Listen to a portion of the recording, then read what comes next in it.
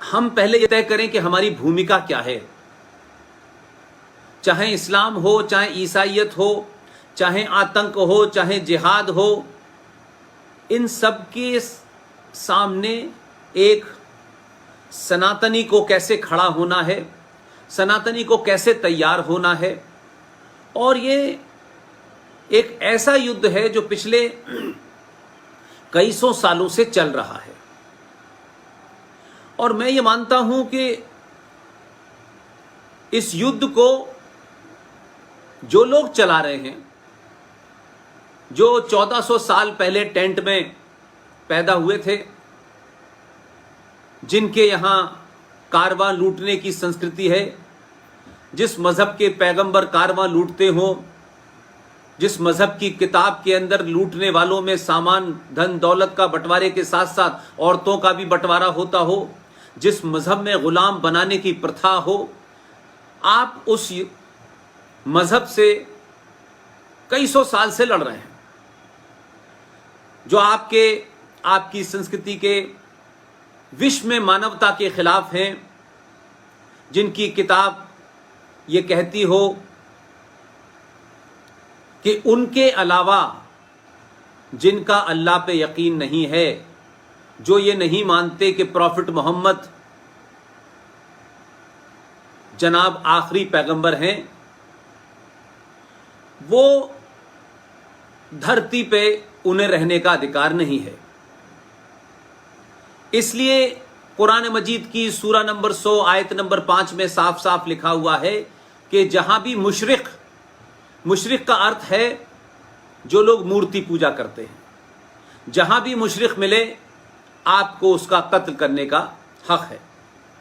इससे अल्लाह खुश होगा, आपके प्रॉफिट खुद खुश होंगे, और आपको जो अल्लाह मियां ने एक ऊपर बार बनाया हुआ है और हूरों की शक्ल में वहां बार डांसर मौजूद हैं, ये जो झूठा एक फ्रॉड क्रिएट करा गया है, ये सिर्फ इसलिए करा गया है कि जब मुसलमान से ये आह्वान किया जाता है कि दीन को बचाना है, इस्लाम को बचाना है, किससे बचाना है? जो तुम्हारे अल्लाह और प्रॉफिट को न मानता हो। तो अगर तुम उनसे लड़ते लड़ते मारे गए तो तुम्हें ऊपर जन्नत मिलेगी। और जैसा कि मैंने कहा कि हर आदमी हूरों का मतलब नहीं समझता है, वहां हूरें मिलेंगी या नहीं, बहुत खूबसूरत औरतें मिलेंगी, वहां शराब की नदियां बह रही होंगी। अब वहां ना तो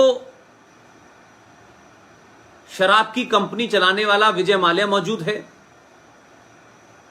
और वहां कौन सी खूबसूरतें औरत मिलेंगी ये भी मुझे पता नहीं है। लेकिन जिस मजहब में औरत और दौलत के अलावा कोई बात ही ना हो, वो मजहब नहीं हो सकता, वो गिरोह हो सकता है। वो लुटेरों का गिरोह हो सकता है, वो हत्यारों का गिरोह हो सकता है, वो मक्कारों का गिरोह हो सकता है। लिहाजा अजीब कंट्राडिक्शन है कि इस्लाम में शराब मना है, ये किताब में लिखा है, ये बताते हैं, अल्लाह जाने कहां लिखा है। तो जब तक जिंदा थे तब तक तो शराब पीना हराम है।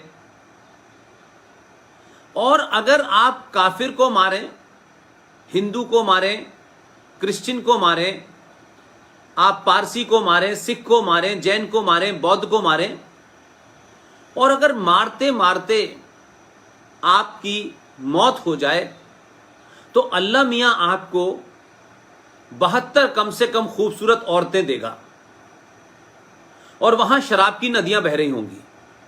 तो वो कैसा अल्लाह मियां है जिसने जमीन पे जिंदा इंसान को शराब पीना हराम बताया है, और जब वो अपने घर बुलाता है तो वहां शराब बट रही होती है। और उसका इस तरीके से वर्णन और दृश्य प्रस्तुत किया जाता है जैसे वो जन्नत ना हो, कोई हरम हो, अय्याशी का अड्डा हो। और अगर आप जमीन पे रहते रहते काफिरों को मारें, मुशरिकों को मारें, और आप जिंदा बच गए तो यहां जमीन पे काफिरों की औरतें, उनकी लड़कियां, उनकी दौलत, वो सब आपकी, उनके मकान आपके, उनके महल आपके, उनका राष्ट्रपति भवन आपका, उनका उपराष्ट्रपति भवन आप जगह हो जाएगा। तो दोनों तरफ खातों में लड्डू है। हम आज भी 2020 में चोर को चोर, लुटेरे को लुटेरा और बलात्कारी को बलात्कारी नहीं कहना चाहते।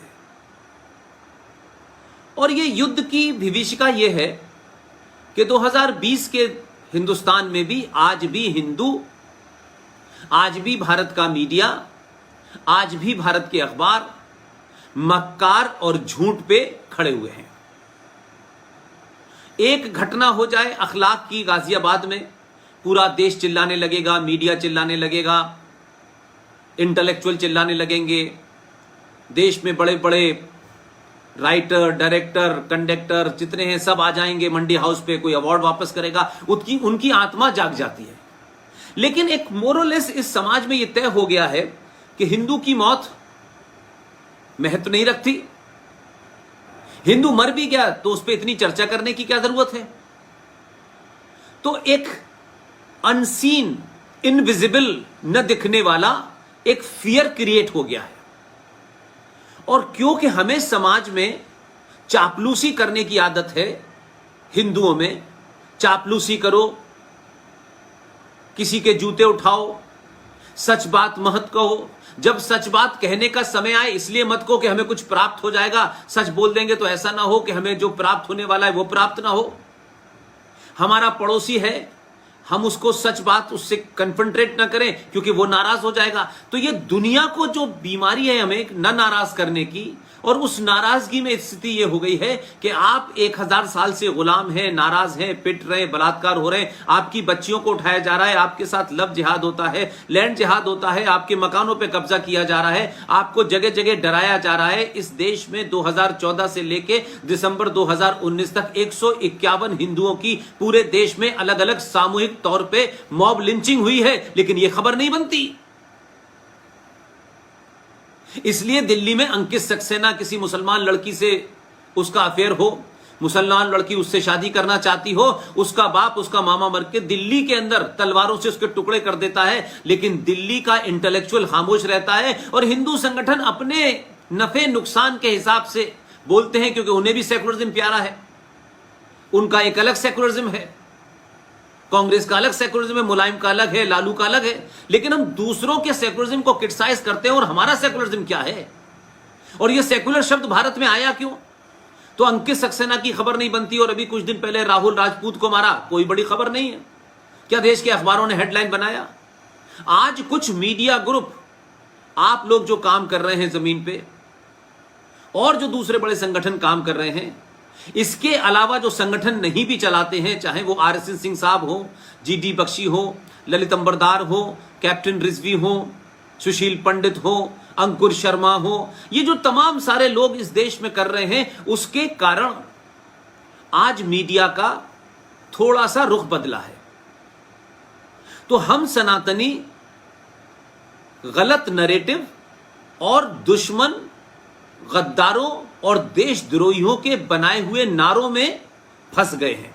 हमारा अपनी तरफ से कोई नया नैरेटिव नहीं होता, हमारा नई तरफ अपना कोई नया जुमला नहीं होता, कोई नया नारा नहीं होता। हम दूसरों के नारों को आत्मसात कर लेते हैं बिना ये जाने कि ये हमारे लिए हैं या हमारे दुश्मनों के लिए हैं। तो दुश्मन आपके साथ एक मानसिक खेल भी खेलता है, माइंड गेम भी खेलता है। आप उसी तरह सोचने लगते हैं जिस तरह दुश्मन चाहता है। वो आपके चारों तरफ की परिस्थिति ऐसी करता है कि आपको उसके अलावा कुछ समझ नहीं आता है। एक दूसरा जो आपकी भूमिका होनी चाहिए वो ये है कि आप किसी के एक्शन पर रिएक्शन देते हैं। यानी किसी ने आपको कुछ कहा तो कई सालों तक तो आपने इग्नोर किया, टाला, अवॉइड किया, और जब वो आपको लगता है कि अब जवाब देना चाहिए तो आप जवाब देके भाग जाते हैं। दुनिया में नियम है, attack is the best defence. अगर आपको लगता है कि आप पे हमला हो सकता है तो इससे पहले वो हमला करे, आप उस पर हमला करें, यही आपकी रक्षा करेगा।